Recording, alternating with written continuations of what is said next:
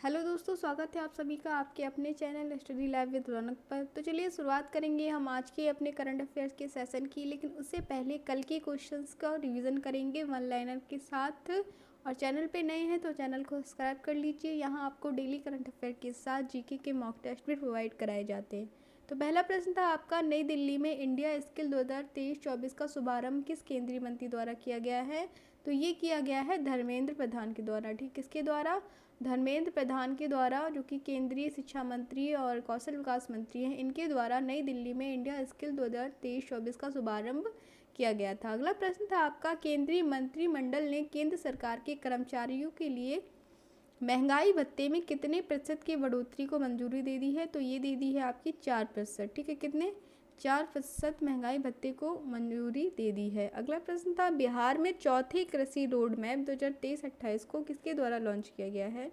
तो ये लॉन्च किया गया है राष्ट्रपति द्रौपदी मुर्मू के द्वारा। ठीक है, इसके द्वारा राष्ट्रपति द्रौपदी मुर्मू के द्वारा बिहार में चौथे कृषि रोड मैप को लॉन्च किया गया है। अगला प्रश्न था आपका, इस वर्ष आयुर्वेद दिवस किस थीम पर आयोजित किया जाएगा? तो इस वर्ष आयुर्वेद की जो थीम है वो रहेगी वन हेल्थ के लिए आयुर्वेद। क्या रहेगी? वन हेल्थ के लिए आयुर्वेद। इस वर्ष आयुर्वेद दिवस की थीम रहेगी। कब मनाया जाएगा? ये 10 नवंबर को मनाया जाएगा, जिसमें 100 देश प्रतिभाग करेंगे। अगला प्रश्न था, राष्ट्रीय फिल्म पुरस्कार 2023 में सर्वश्रेष्ठ अभिनेता का अवार्ड जीतने वाले पहले तेलुगु एक्टर कौन है? तो पहले तेलुगु एक्टर हैं अल्लू अर्जुन। उनकी फिल्म पुष्पा के लिए उन्हें सर्वश्रेष्ठ अभिनेता का अवार्ड दिया गया है राष्ट्रीय फिल्म पुरस्कार में। ठीक है, नेक्स्ट क्वेश्चन था आपका, मिशन चंद्रयान 3 पर गतिविधि आधारित वेब पोर्टल अपना चंद्रयान किसने लॉन्च किया है? तो ये लॉन्च किया गया है धर्मेंद्र प्रधान के द्वारा ही। ठीक है, किसके द्वारा? धर्मेंद्र प्रधान के द्वारा मिशन चंद्रयान पर आधारित गतिविधि का एक वेब पोर्टल लॉन्च हुआ है अपना चंद्रयान, जिसके धर्मेंद्र प्रधान द्वारा लॉन्च किया गया है और NCERT द्वारा विकसित किया गया है। अगला प्रश्न था, केंद्र सरकार ने 2024-25 सत्र के लिए गेहूं के न्यूनतम समर्थन मूल्य में कितने रुपए को बढ़ाया है? तो 150 रुपये को बढ़ाया। कितने रुपए? न्यूनतम समर्थन मूल्य गेहूं के 150 रुपये बढ़ा दिए गए हैं, जो अब तक की सबसे बड़ी वृद्धि के रूप में सामने आई है। और प्रधानमंत्री नरेंद्र मोदी की अध्यक्षता में ये फैसला लिया गया है। तो चलिए शुरुआत करेंगे हम आज के करंट अफेयर्स के कुछ महत्वपूर्ण प्रश्नों का। ठीक है, तो पहला प्रश्न है आज के करंट अफेयर का, राष्ट्रीय हस्तशिल्प प्रदर्शनी गांधी बुनकर मेला किस शहर में आयोजित किया जा रहा है? ये आपसे पूछा जा रहा है। तो राष्ट्रीय हस्तशिल्प प्रदर्शनी गांधी बुनकर मेला जो है वो ऑप्शन नंबर डी यहाँ पे राइट हो जाएगा, कोलकाता में आयोजित किया जा रहा है। कहाँ पर? कोलकाता में आयोजित किया जा रहा है। आइए इससे जुड़े कुछ महत्वपूर्ण तथ्य देख लें। केंद्रीय कपड़ा मंत्रालय की पहल के तहत, किसकी पहल के तहत? केंद्रीय कपड़ा मंत्रालय। ठीक है, इसकी पहल के तहत राष्ट्रीय हस्तशिल्प प्रदर्शनी गांधी बुनकर मेला का आयोजन कोलकाता में शुरू हुआ है। कहाँ पर शुरू हुआ है? कोलकाता में शुरू हुआ है। और इस मेले का उद्देश्य क्या है? तो इसका मुख्य उद्देश्य है देश भर में खादी वस्त्रों की मार्केटिंग को बढ़ाना और खादी उत्पादों के प्रति लोगों में रुचि पैदा करना इसका उद्देश्य है। ठीक है, क्या उद्देश्य है? देश भर में खादी वस्त्रों की मार्केटिंग को बढ़ाना और लोगों में खादी वस्त्रों के प्रति रुचि उत्पन्न करना है। इस मेले का आयोजन कब है? इसका मेले का आयोजन अक्टूबर तक ही किया जाएगा। ठीक है, अक्टूबर के बाद ये मेला समाप्त हो जाएगा। अगला प्रश्न था आपका आज का, कि भारत की पहली रीजनल रेल रैपिडेक्स का उद्घाटन किसके द्वारा किया जाएगा? तो ये आज हो चुका है नरेंद्र मोदी के द्वारा। प्रधानमंत्री नरेंद्र मोदी ने भारत की पहली रीजनल रेल रैपिडेक्स नाम के उद्घाटन कर चुके हैं। वो अभी हाल ही में किया है, 20 अक्टूबर है आज। और इसके महत्वपूर्ण तथ्य है, प्रधानमंत्री नरेंद्र मोदी 20 अक्टूबर को साहिबाबाद उत्तर प्रदेश से भारत की पहली रीजनल रेल, ठीक है, रैपिडेक्स का उद्घाटन करेंगे। कहाँ से करेंगे? आज के 20 अक्टूबर है ना, तो आज ही ये उद्घाटन किया गया है नरेंद्र मोदी के द्वारा साहिबाबाद उत्तर प्रदेश से। ठीक है, साहिबाबाद उत्तर प्रदेश से। और पहली फेज़ में इसका संचालन जो है वो 17 किलोमीटर तक किया जाएगा। कितना? पहली फेज़ में इसका संचालन 17 किलोमीटर तक किया जाएगा, जिसमें कुल 5 स्टेशन कौन कौन से होंगे? वो शाहिबाबाद, गाज़ियाबाद, गुलधर, दुहाई व दुहाई डिपो, ये 5 स्टेशन शामिल किए जाएंगे। इस ट्रेन के बारे में बता दो तो ये ट्रेनें 15 मिनट के अंतराल पर 160 किलोमीटर प्रति घंटे की रफ्तार से चलेंगी। कितने? ये जो ट्रेन है वो 15 मिनट के अंतराल पर 160 किलोमीटर प्रति घंटे की रफ्तार से चलेंगी और रैपिडेक्स ट्रेन में 6 कोच है। कितने कोच हैं? इस जो ट्रेन बनी है अभी हाल ही में उसमें 6 कोच रखे गए हैं। अगला प्रश्न है आपका, किस राज्य ने बाघ अभ्यारण्यों के लिए विशेष बाघ सुरक्षा बल के गठन को मंजूरी दी है? ये आपसे पूछे जा रहे हैं। बाघ अभ्यारण्यों के लिए विशेष सुरक्षा बल, असम, मध्य प्रदेश, अरुणाचल प्रदेश या गुजरात? तो ये दी गई है, ऑप्शन नंबर सी राइट हो जाएगा आपका, अरुणाचल प्रदेश राज्य के द्वारा। ठीक है, किसके द्वारा? अरुणाचल प्रदेश राज्य के द्वारा। चलिए प्रश्न देख लें, कुछ महत्वपूर्ण तथ्य देख लें। अरुणाचल प्रदेश की राज्य सरकार ने राज्य में बाघों की सुरक्षा के लिए विशेष बाघ सुरक्षा बल, स्पेशल टाइगर प्रोटेक्शन फोर्स के गठन को मंजूरी दी है। ठीक है, बाघ सुरक्षा बल यानी स्पेशल टाइगर प्रोटेक्शन फोर्स को किसने मंजूरी दी है? तो अरुणाचल प्रदेश ने ये मंजूरी दी है। किसकी सुरक्षा के लिए? बाघों की सुरक्षा के लिए। और इस फोर्स को नामदफा, पक्के और कमलांग टाइगर रिजर्व, ठीक है, जो कि अरुणाचल प्रदेश में कौन कौन से टाइगर रिजर्व है? नामदफा है, पक्के और कमलांग टाइगर रिजर्व में इस फोर्स को तैनात किया जाएगा। कहाँ पर तैनात किया जाएगा? इन 3 जगह पे इस फोर्स को तैनात किया जाएगा। और इसके तहत कुल 336 पोस्ट भी बनाए जाएंगे। कितने? इसके तहत कुल 336 पोस्ट भी बनाए जाएंगे।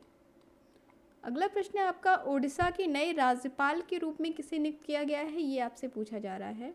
कलराज मिश्र, आर.के. सिन्हा, रघुवर दास या अशोक खेमका? तो ये नियुक्त किया गया है, ऑप्शन नंबर सी, रघुवर दास को। ठीक है, ओडिशा के नए राज्यपाल जो हैं वो हाल ही में बनाए गए हैं, रघुवर दास को नियुक्त किया गया है। आइए इससे जुड़े कुछ महत्वपूर्ण तथ्य देख लें। तो राष्ट्रपति द्रौपदी मुर्मू ने ओडिशा के नए राज्यपाल के रूप में झारखंड के पूर्व मुख्यमंत्री रघुवर दास को नियुक्त किया है। ठीक है, कौन थे ये? पहले ये झारखंड के पूर्व मुख्यमंत्री रह चुके हैं रघुवर दास। इन्हें राष्ट्रपति द्रौपदी मुर्मू द्वारा, इससे आपको पता चलता है कि राज्यपाल की नियुक्ति जो है वो राष्ट्रपति के द्वारा की जाती है। इसके साथ ही इंद्रसेना रेड्डी नल्लू को त्रिपुरा के नए राज्यपाल के रूप में नियुक्त किया गया है। इससे आपका क्वेश्चन एक और बन रहा है कि त्रिपुरा के नए राज्यपाल कौन है? तो ये बन गए हैं इंद्रसेना रेड्डी नल्लू। ठीक है, रघुवर दास जो हैं वो 2014 से 2019 तक झारखंड के मुख्यमंत्री रहे थे। कब से कब तक? 2014 से 2019 तक झारखंड के मुख्यमंत्री बने थे रघुवर दास, और अब क्या बन गए हैं? ओडिशा के नए राज्यपाल। वहीं अगर बात करें हम इंद्रसेना की, तो इंद्रसेना जो है वो तेलंगाना से बीजेपी के लीडर हैं अभी भी। ठीक है, और वो उन्हें क्या नियुक्त किया गया है? त्रिपुरा के नए राज्यपाल के रूप में इंद्रसेना रेड्डी नल्लू को नियुक्त किया गया है। अगला प्रश्न है आपका, पीएम नरेंद्र मोदी को किस राज्य में 511 प्रमोद महाजन ग्रामीण कौशल विकास केंद्रों का शुभारंभ किया है? पीएम नरेंद्र मोदी ने, ये आपसे प्रश्न पूछा जा रहा है। तो इसका शुभारंभ किया गया है, ऑप्शन नंबर बी, महाराष्ट्र राज्य से। ठीक है, महाराष्ट्र से इसका शुभारंभ किया गया है। किसके द्वारा? पीएम नरेंद्र मोदी के द्वारा। महत्वपूर्ण तथ्य है इसके, पीएम नरेंद्र मोदी ने महाराष्ट्र में 511 प्रमोद महाजन ग्रामीण कौशल विकास केंद्रों का शुभारंभ किया है। किसा? 511 प्रमोद महाजन ग्रामीण कौशल विकास केंद्रों का शुभारंभ किया गया है। यह केंद्र महाराष्ट्र के 34 ग्रामीण जिलों में स्थापित किए जा रहे हैं। कहाँ पर? महाराष्ट्र के 34 जिलों में ये केंद्र स्थापित किए जाएंगे। और इसके तहत हर केंद्र पर कम से कम 2 व्यावसायिक पाठ्यक्रम चलाए जाएंगे, जिसमें लगभग 100 युवाओं को प्रशिक्षित किया जाएगा। ठीक है, क्या किया जाएगा इसके तहत? हर एक केंद्र पे कम से कम 2 व्यावसायिक पाठ्यक्रम को चलाया जाएगा, जिसके तहत लगभग 100 युवाओं को प्रशिक्षित किया जाएगा। कहाँ पर हो रहा है ये काम? महाराष्ट्र में हो रहा है। अगला प्रश्न है आपका, पंजाब सरकार ने राज्य को पूरी तरह से नशा मुक्त बनाने के लिए कौन सी पहल शुरू की है? ये आपसे पूछा है। आशा इनिशिएटिव, उम्मीद इनिशिएटिव, होप इनिशिएटिव या संकल्प इनिशिएटिव? तो पंजाब सरकार ने होप इनिशिएटिव योजना बनाई है। ठीक है, पूरी तरह नशा मुक्त करने के लिए होप इनिशिएटिव पहल शुरुआत की है पंजाब सरकार ने। मुख्य तथ्य हैं इसके, पंजाब सरकार ने राज्य को पूरी तरह से नशा मुक्त बनाने के लिए मिशन होप इनिशिएटिव शुरू किया है। ठीक है, कौन सा मिशन? होप इनिशिएटिव शुरुआत की है। और पंजाब में इस समय राज्य को पूरी तरह से नशा मुक्त बनाने के लिए अलग अलग स्तर पर कोशिशें चल रही हैं। ठीक है, पंजाब सरकार जो है वो नशा मुक्त बनाने के लिए बहुत सारे प्रयास और अलग अलग कोशिशें कर रही हैं। होप इनिशिएटिव की शुरुआत अमृतसर शहर से की गई है। कहाँ से? अमृतसर शहर से की गई है पंजाब के इस मिशन की शुरुआत। अगला प्रश्न है आपका, हाल ही में किसकी तीसरी बटालियन को प्रेसिडेंट कलर्स के पुरस्कार से सम्मानित किया गया है, ये आपसे पूछा है।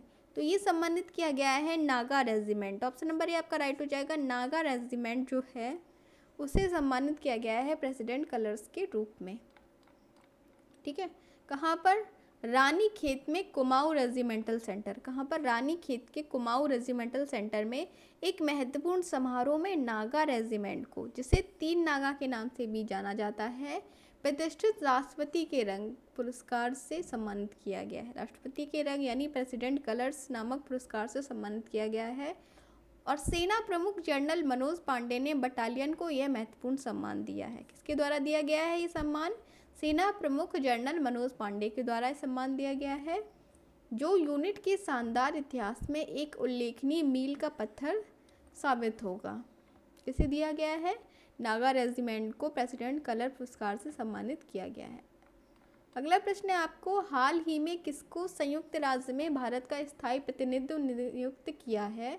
तो ये है आपके ऑप्शन नंबर अरिंदम बागची। ठीक है, हाल ही में अरिंदम बागची को संयुक्त राज्य में भारत का स्थायी प्रतिनिधित्व नियुक्त किया गया है।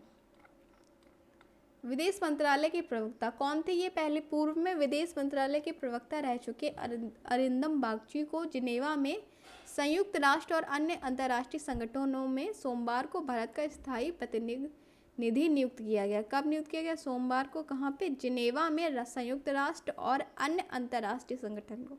कौन थे ये? पहले विदेश मंत्रालय के प्रवक्ता थे अरिंदम बागची। वह भारतीय विदेश सेवा यानी IFS, भारतीय विदेश सेवा यानी IFS बैच के 1995 बैच के अधिकारी थे। कब के? 1995 बैच के अधिकारी हैं IFS। उन्होंने मार्च 2020 में विदेश मंत्रालय के प्रवक्ता के रूप में भी पद संभाला था। ठीक है, कब? मार्च 2020 में विदेश मंत्रालय के प्रवक्ता के रूप में भी पदभार संभाला था। किसने? अरिंदम बागची में, जो कि अब क्या बन गए हैं?